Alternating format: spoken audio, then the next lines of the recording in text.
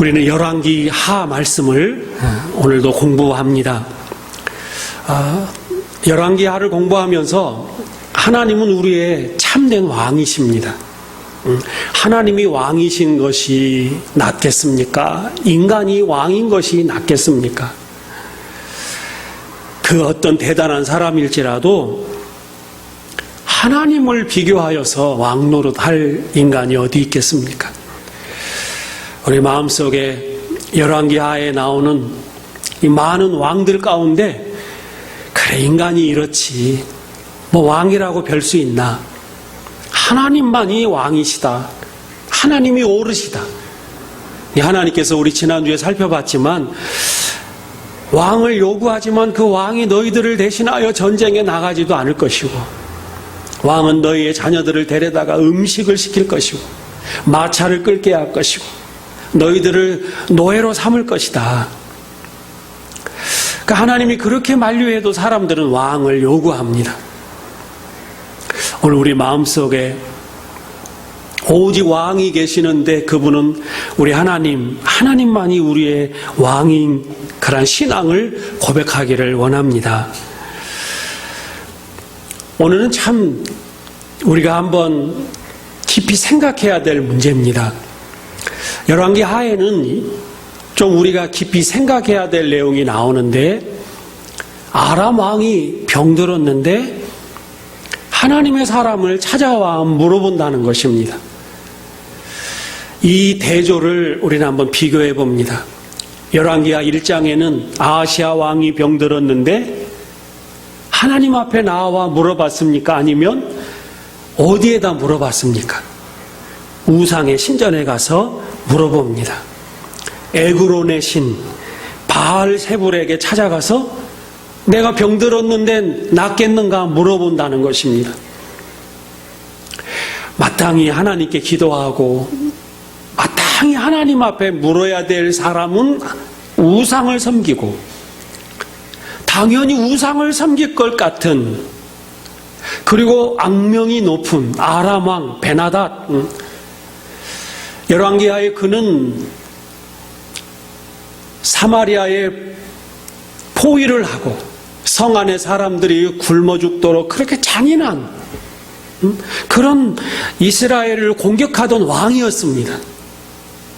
도무지 하나님을 찾을 것 같지 않은 사람은 하나님을 찾아왔다는 것입니다. 성경이 뭘 가르쳐주고자 하는 것입니까? 아니 이방 왕도 아람 왕도 병들었을 때 하나님 앞에 나왔는데 하나님께서 선택하시고 하나님께서 선민이라고 해주셨고 하나님이 그토록 많은 기적을 보여주셨는데도 이스라엘은 왜 하나님을 찾지 않느냐? 이 말씀이 하시고자 하신 것입니다. 아니 나는 정말 내 자녀들에게 잘해줬는데 내 자녀들은 하나님 신앙생활 못하고 왜 옆집 아이가 그렇게 신앙생활 잘하느냐? 왜 어려운 일이 닥쳤을 때 아람 왕도 하나님 앞에 나와 기도하거늘 내 백성이 왜 기도하지 않느냐라는 그러한 의도가 열왕기하 말씀에 담겨져 있는 것입니다. 솔로몬이 성전을 세울 때 열왕기상 8장에 기도합니다. 하나님, 전염병이 돌거나 기근이 생겼을 때 내 백성들은 다 이 성전에 와서 하늘에 계신 하나님께 기도하면 하나님 꼭 들어주세요. 그리고 이 백성을 꼭 지켜주세요. 성전을 지었습니다. 내 백성이 어려운 일을 당하거든, 굶주릴 일이 있거든, 병들었거든, 답답한 일이 있거든 이 성전에 나와서 하나님께 기도하고 응답받게 해주십시오. 성전 봉헌의 기도를 솔로몬이 그렇게 드렸습니다. 그런데 정작 솔로몬은 왕궁 옆에 애굽에 신전을 세워놓고 정말 하나님 정말 기뻐해야 될 일만 해야 될 솔로몬은 처첩을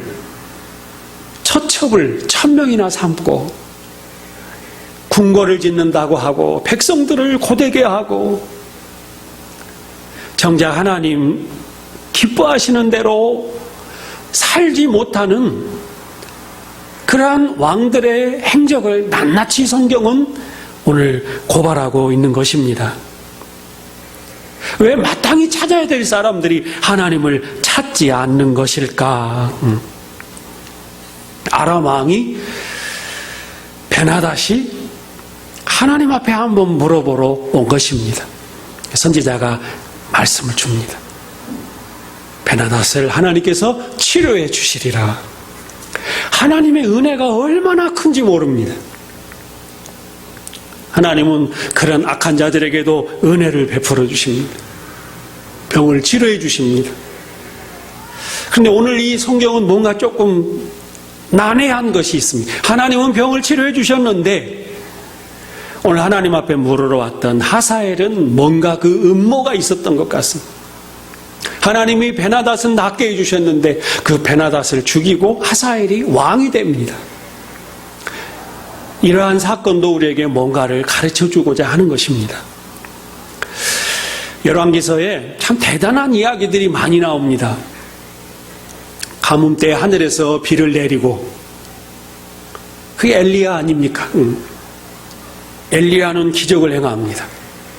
엘리사는 열왕기 하에 등장하면서부터 기적을 행합니다. 기름병에 기름이 마르지 않도록 하고 노예로 팔려갈 그 아들을 그렇게 기적으로 되찾아 주고 물을 고쳐주고 도끼를 건져주고 독이 든 국을 고치고 엘리사의 활약이 대단합니다. 그런데 이 열왕기 하를 읽는 독자들에게 어떤 마음이 들겠습니까?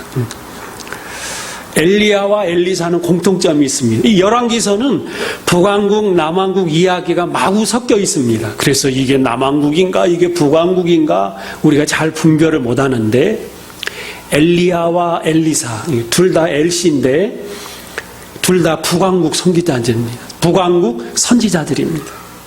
북왕국은 성전이 없습니다. 르호보암과 여로보암 왕 이 두 나라로 나눠졌을 때 르호보암은 예루살렘에 성전이 있었습니다. 근데 여로보암은 10지파가 있었지만 10지파의 지지를 받고 왕이 되었지만 북왕국에는 성전이 없습니다.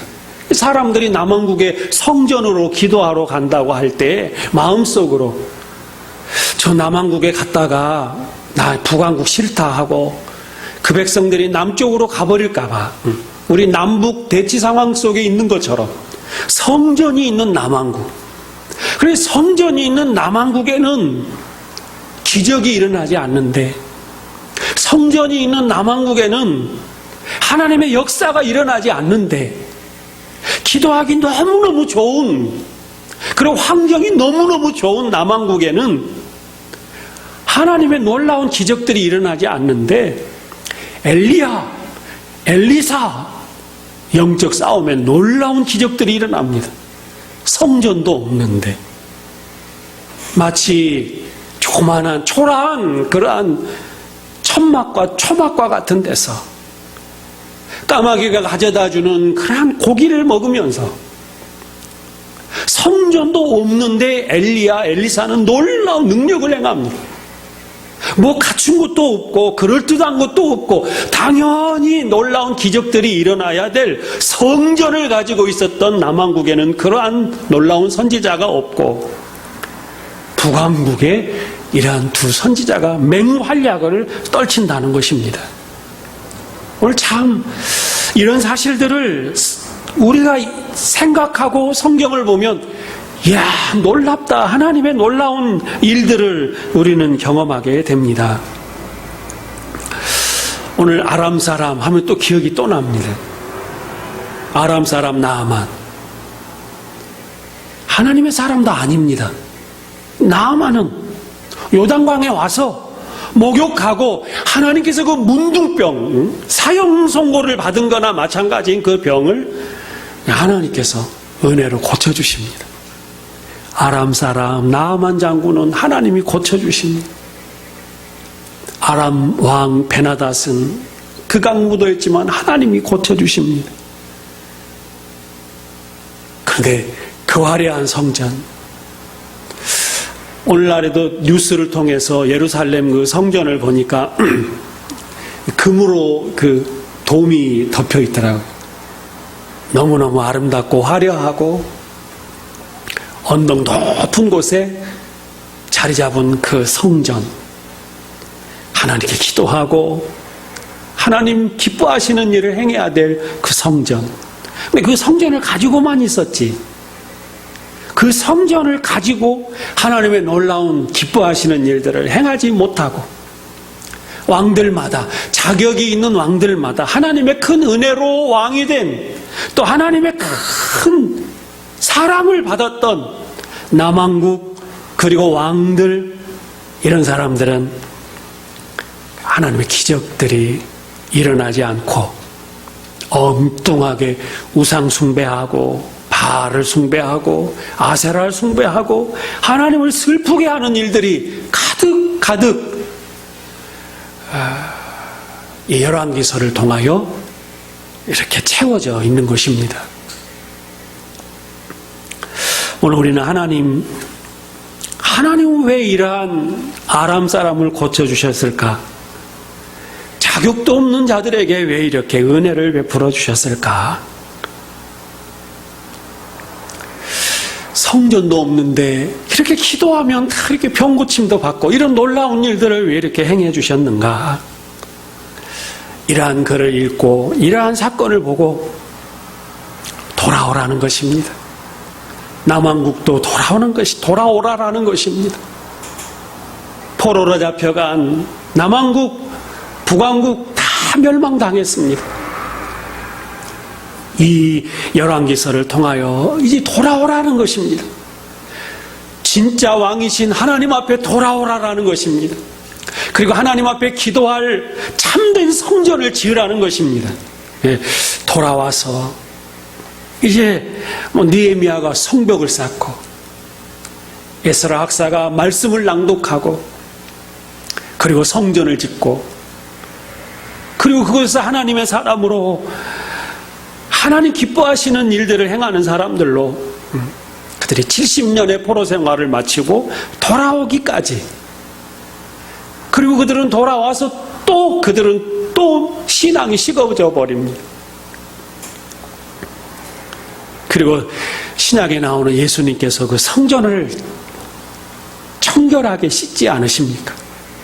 내 아버지 집이 강도의 구렬이 되었도다.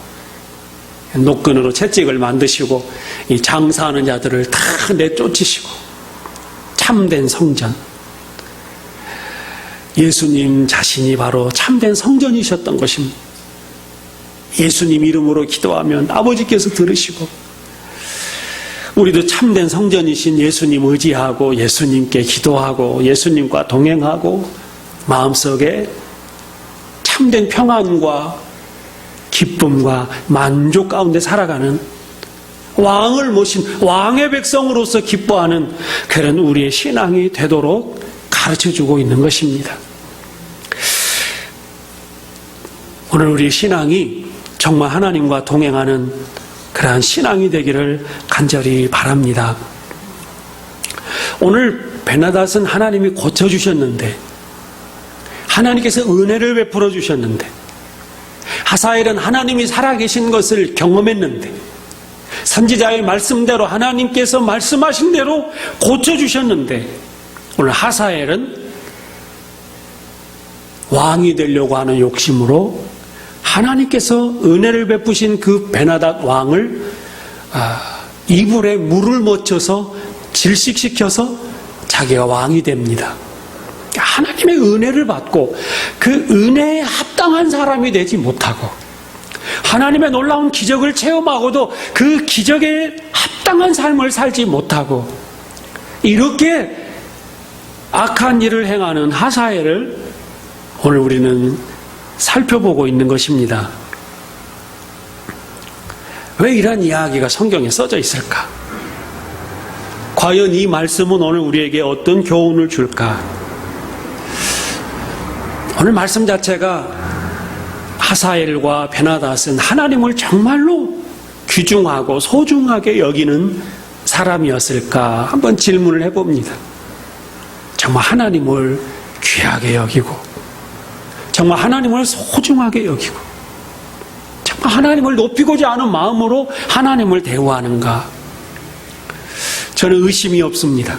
어떤 의심이 없냐면, 하나님은 성도 한 사람 한 사람 대할 때, 설령 불신자일지라도 그 불신자를 대할 때 하나님은 최선을 다해서 성심으로, 진실함으로 하나님은 사람을 대하십니다.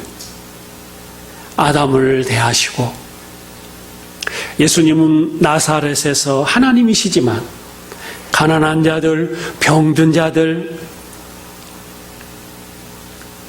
그 모든 한 사람 한 사람을 건성으로 대한다든지, 부자들한테는 잘해주고 가난한 자들한테는 멸시하고, 써먹을만 하면 막 잘해주고 나한테 유익이 안 되면 함부로 하고, 그런 예수님, 하나님의 모습이 없습니다. 하나님은 아들을 주시기까지 사랑하는 마음으로 우리를 대하십니다. 하나님의 그 진정성, 나 같은 것을 그렇게 대우해 주시는 그 하나님, 아들을 주시기까지 우리를 그렇게 정성을 다해서 마음과 뜻과 목숨과 모든 것을 다 바쳐서 우리를 그렇게 대해 주시는 하나님, 하나님은 이렇게 대하시는데, 오늘 하사엘은 하나님을 어떻게 대하는가? 하나님이 그렇게 말씀해 주시고 그 속마음까지도 하나님이 이미 다 아시지만 그에게 은혜를 동일하게 특별하게 베풀어 주셨는데, 하나님의 그 놀라운 은혜를 받고도 욕심에 이끌려서 왕이 되려고 하는 그런 탐욕에 이끌려서 자기가 모시던 왕을 살인하기까지 하는 이러한 악행을 행하는 이러한 장면이 오늘 성경에 나옵니다. 뭔가 참 우리에게 많은 무거운 말씀을 우리에게 주고자 하시는 것입니다. 우리를 진심으로 대하신 하나님 앞에 우리도 행여라도 하나님을 이렇게 무성의하게, 하나님을 함부로 대하거나 말로라도 함부로 하나님을 그렇게 낮추는 말을 한다든지, 정말 우리 하나님을 대할 때 우리는 자비하신 하나님, 사랑의 하나님, 나의 모든 것보다 가장 귀한 하나님으로 존귀하게 우리가 하나님을 대하는 그런 우리의 신앙이 되기를 원합니다. 항상 하나님 앞에는 두렵고 떨리는 마음으로, 우리 하나님 앞에 기도할 때는 정말 조심스러운 마음으로, 행여라도 실수하지 않으려고 하는 마음으로 우리가 하나님을 마주하며 하나님을 대하기를 원합니다. 우리가 그 신앙을 잃어버릴 때가 많습니다. 사람들은 쉬운 용어로 매너리즘에 빠졌다. 하나님을 그렇게 사랑으로, 그렇게 하나님과 그렇게 조심스럽게 사랑을 기쁘게 나누다가도 어느 순간 하나님이 멀어지고, 하나님이 그렇게 귀하게 여겨지지 않고, 하나님 별거 있어, 이렇게 하나님을 하찮게 여기는 그러한 마음이 생길 때가 있습니다. 오늘 그 마음을 우리가 다시 새롭게 변화받기를 원합니다. 히브리서 6장을 오늘 좀 참고하려고 합니다. 우리 신앙생활의 어떠한 모델을 히브리서 기자는 우리에게 말씀을 주십니다. 히브리서 6장을 제가 천천히 한번 읽어드리겠습니다. 그러므로 우리가 그리스도의 도의 초보를 버리고 죽은 행실을 회개함과 하나님께 대한 신앙과 세례들과 안수와 죽은 자의 부활과 영원한 심판에 관한 교훈의 터를 다시 닦지 말고 완전한 대로 나아갈지니라. 오늘 이 말씀은 뭐냐면, 도의 초보, 말씀의 초보를 버리고, 우리가 구원받은 것은 하나님의 전적인 은혜로 구원을 받은 것입니다. 은혜로 구원받고 이제 그 은혜를 받은 사람으로서 하나님의 자녀가 거저되었는데, 은혜로 되었는데, 이제는 항상 그 상태로만 있는 것이 아니라 이제는 성경의 말씀처럼 그 교훈의 털을 다시 닦지 말고 매번 구원의 은혜만, 거저받은 은혜, 거기에만 머무르지 말고 구원받은 것에 은혜에만 머물지 말고 완전한 대로 이제 나아가라라고 말씀하고 있습니다. 하나님이 보시기에 완전한 대로 나아가라. 하나님 기뻐하시는 자리로, 그 완전한 자리로 나아가라라는 것입니다. 이 구원은 거저받았습니다. 우리가 힘쓴 것이 없습니다. 우리 공로가 없습니다. 그렇다고 우리 신앙생활이 항상 공로도 없고 힘쓸 것도 없고 애쓸 것도 없는 그런 신앙이 되어서는 안 된다는 것입니다. 거저받은 은혜, 이 값진 은혜, 하나님이 나를 그렇게 존귀하게 대해주셨으니 이제 하나님을 두렵고 떨리는 마음으로 하나님 기뻐하시는 그 완전한 자의 모습으로 힘쓰고 애를 쓰고 땀을 흘리고 몸부림치며 나아가는 신앙이 되어야 된다라는 것입니다. 오늘도 이 밤에 이렇게 애쓰며 기도하러 나온 이러한 발걸음, 이렇게 애를 써야만 우리 하나님 만날 수 있고 또 하나님의 사람으로 온전하게 세워질 수가 있는 것입니다. 그러면서 히브리서 기자는 이렇게 말합니다. 땅이 그 위에 자주 내리는 비를 흡수하여 밭가는 자들이 쓰기에 합당한 채소를 내면 하나님께 복을 받고, 만일 가시와 엉겅퀴를 내면 버림을 당하고 저주함에 가까워 그 마지막은 불사름이 되리라. 얼마나 두려운 말씀입니까? 하나님이 은혜를 주셨고 하나님께서 자녀 삼아 주셨고 이제 하늘에서 비가 땅에 내려 그 땅이 물을 먹고 채소를 내듯이 우리에게 은혜를 베풀어 주신 하나님의 기대하시는 모습이 반드시 있다라는 것입니다. 가시와 엉겅퀴를 내면 안 된다는 것입니다. 그런 것이 나와서는 안 된다라는 것입니다. 그런 것이 나오지 않도록 힘쓰고 애쓰라라고 성경은 우리에게 말씀해주고 있습니다. 하나님의 이러한 진정성을, 나를 대하시는 그 진실하심을 생각하면서 내가 이러면 안 되지, 내가 가시 엉겅퀴를 내면 안 되지, 하나님의 이 흡족한 은혜를 받고 아주 아름다운 채소를, 이 열매를 맺어야지라는 생각을 우리는 항상 가지고 있어야 된다라는 가르침의 말씀입니다. 우리는 은혜를 너무 당연시하면 안 됩니다. 또 은혜를 주시겠지. 이렇게 신앙생활이 별거 있어. 이 정도 수준이 되어서는 안 됩니다. 저도 목사로서 자꾸 신앙생활이, 목사의 어떤 특징은 자꾸 해석하는 신앙입니다. 마치 선수들이 저기서 뛰고 있으면 해설자가 되어가지고 저렇게 하면 안 되는데 조금 더 해야 되는데 자꾸 선수를 바라보면서 평가하고 해석하고 말해주고 정작 본인은 뛰지 않는, 해설만 하는, 어떻게 보면 구경만 하는 그런 신앙생활을 직접 하지 못하는 그런 신앙의 매너리즘에 빠져버리는 제 자신의 모습을 문득문득 볼 때가 있습니다. 말은 잘하고 평가는 잘하고 그런데 살지 못하는 것입니다. 그런데 한번 생각해 보십시오. 최고의 기쁨은 누가 있겠습니까? 코리안 시리즈가 얼마 전에 끝났는데요.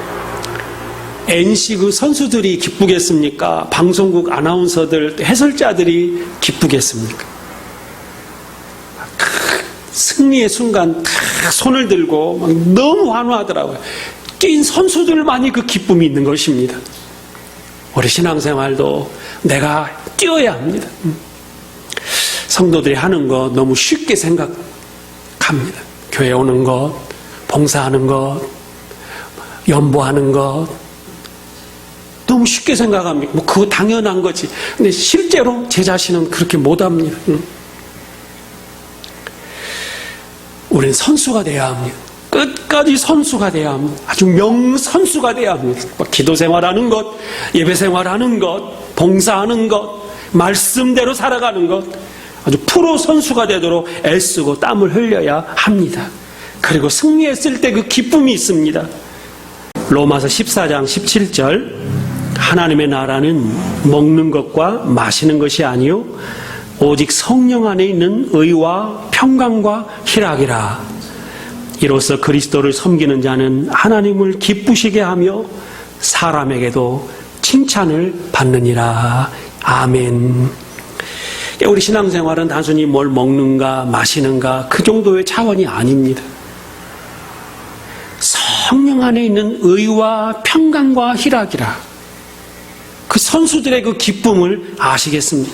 야, 이게 되는구나. 승리했구나. 의와 평강과 희락이 있는 것입니다.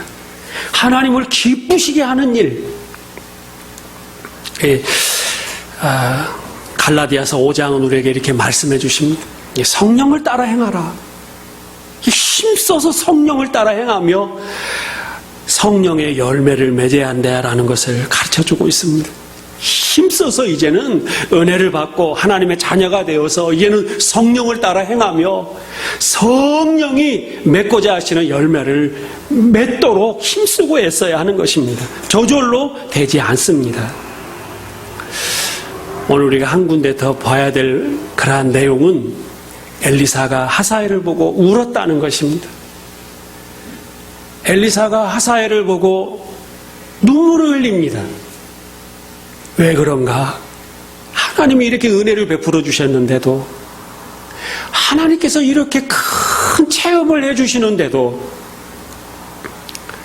살인자가 되고, 그리고 아람 나라의 왕이 되어서 결국은 이스라엘에 쳐들어와서 성전을 무너뜨리고,